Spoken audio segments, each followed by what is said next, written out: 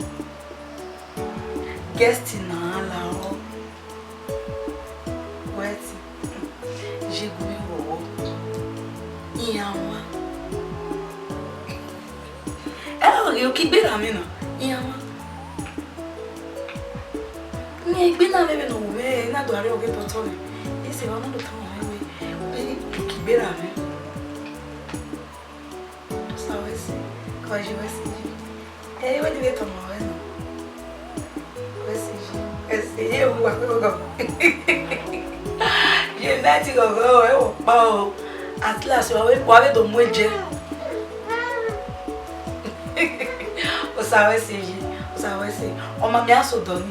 Error wa ladi. Gbere. Okay. Ma try ni ma do mi o. Oji. Mama na wa e ko. We tell me do. Abe. Give me my work. Thank you.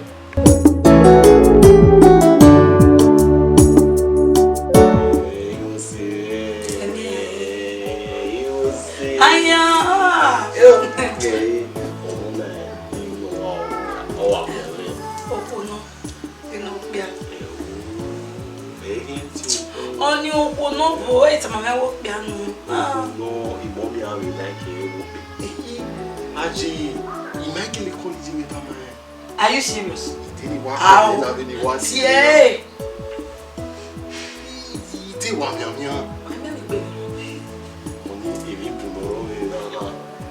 Hello, mommy. Come on, me. You're the only time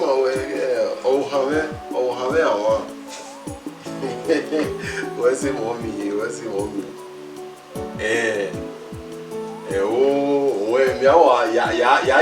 I take care of it. They couldn't to be here to live at more Mamma meow, more by. Oh, mommy, be here. No, mommy, oh, be here. No, oh, you know what, master. Okay, family. Hey, that man, I'm on me. Come on me. My call you was it baking. Come on me. He said, mommy, come on me. Really tell me, no, my baby, agree.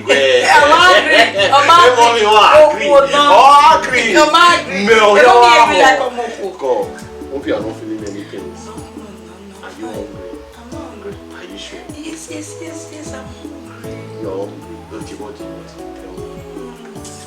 We are in a barbecue. Oh, a barbecue. Oh, in there, I've been there doing good. I'm lying, John. Exam motor now. Normal. Hello, God.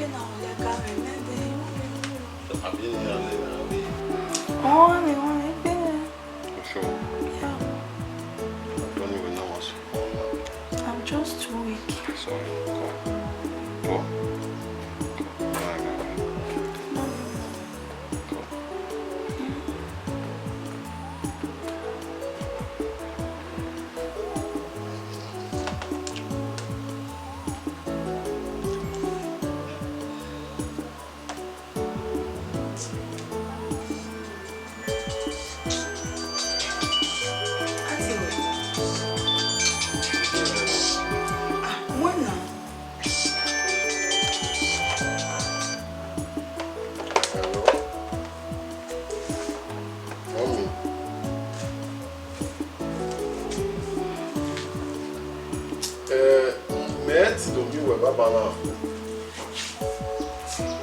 O hawe igbema won bo sasa si. Yo se ani una waro, una boni mau, onyo se mana ti do mi we. O mommy eri ona. Ge emi wa bu una wa bu we ya ni mau. Okekini wa we ya na onyo se ni mana eri. And secondly, o hawe igbema mo bo sasa very oni. Onyo say I should be here to take care of her. Mom yari do miewe yari okay ya gwale do pa do miewe iyeme no ka iwi yari na okay worry ya with new phone yari do miewe montama we yari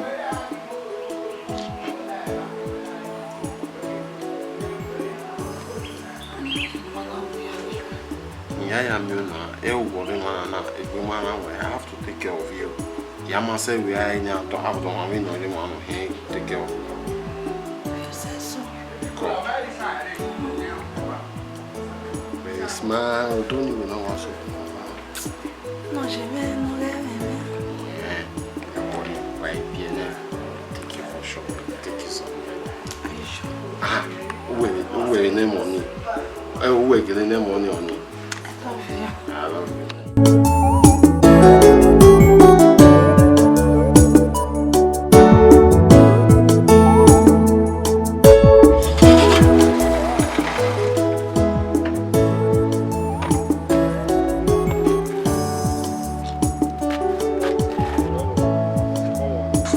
Mosa. Oduwe na ma. Ha? Ya tie we ndomi o ndomi me. Busy busy. Oh, how when I do marry on email was so. Ono here gba bi gba se na ni etie we. Te mo de we gare to mi me ni ho ni ma here gba se.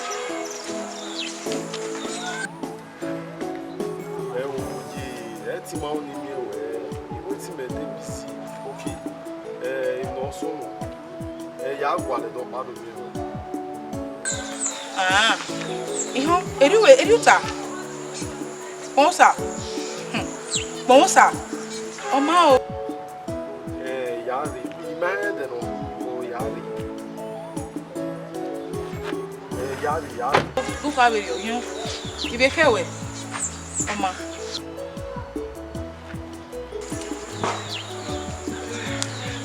Oma na ire bono na. Se gbegbe mi.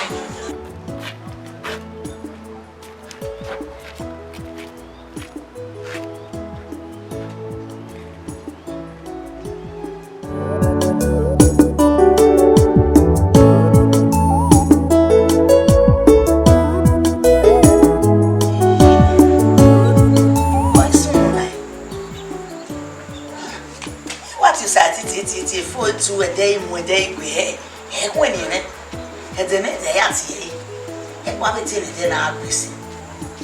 The Maria more care, most are not doing. You got your own when you have your own when you.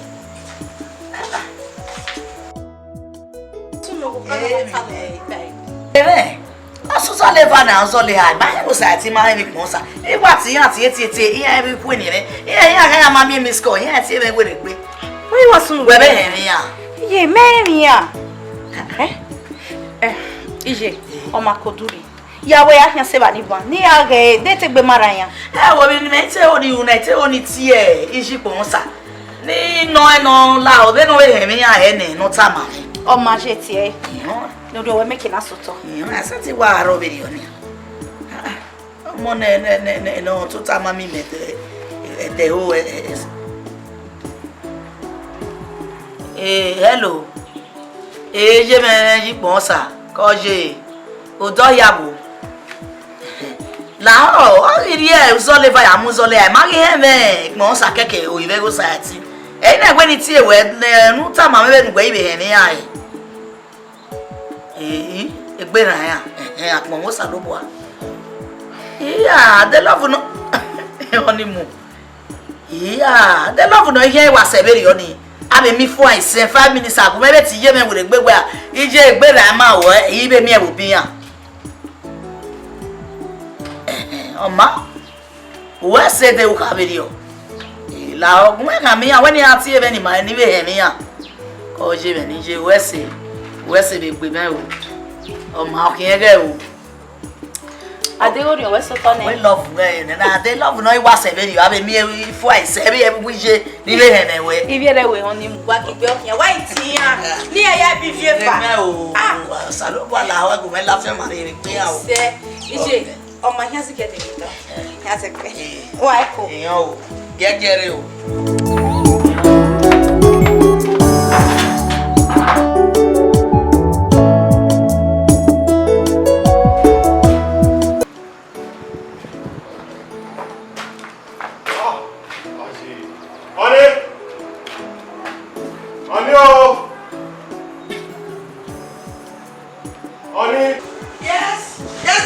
Please come. What? I hope not. You are there, meow. Usual call. I will not call you. My mom? Yes. So as you are going, just me.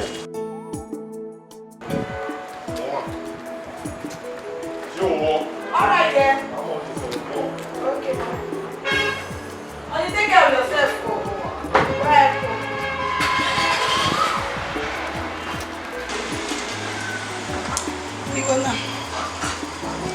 Baby, I need him. And I need some things on soft. Okay, so I want to buy some things. Hello, I walk back. Usually I can wait.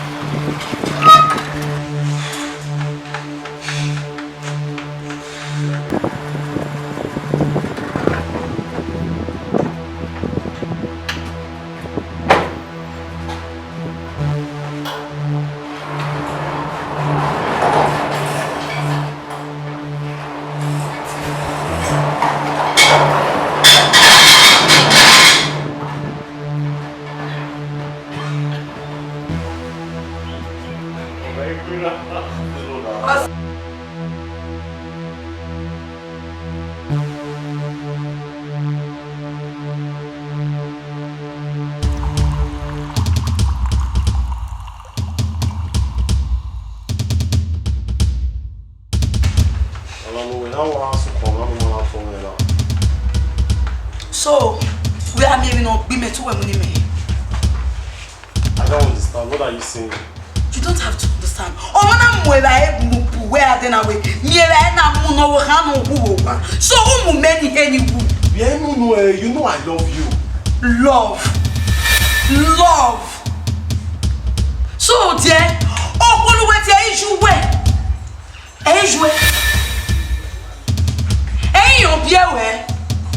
Oh, God. Hey, calm down. Ehimwenma. She's still my mom. She's not your mom, for God's sake. She is not your mom.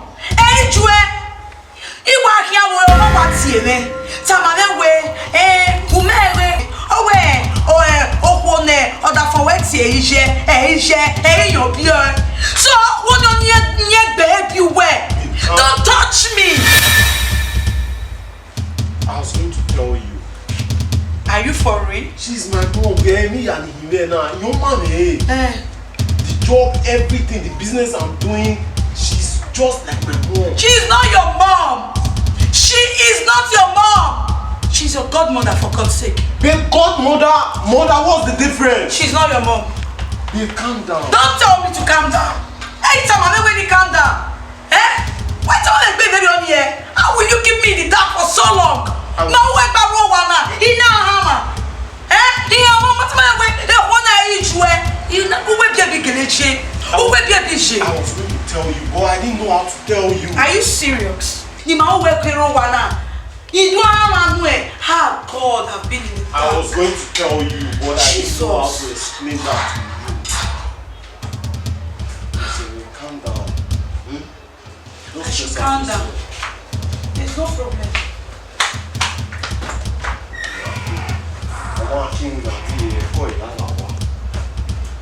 There's no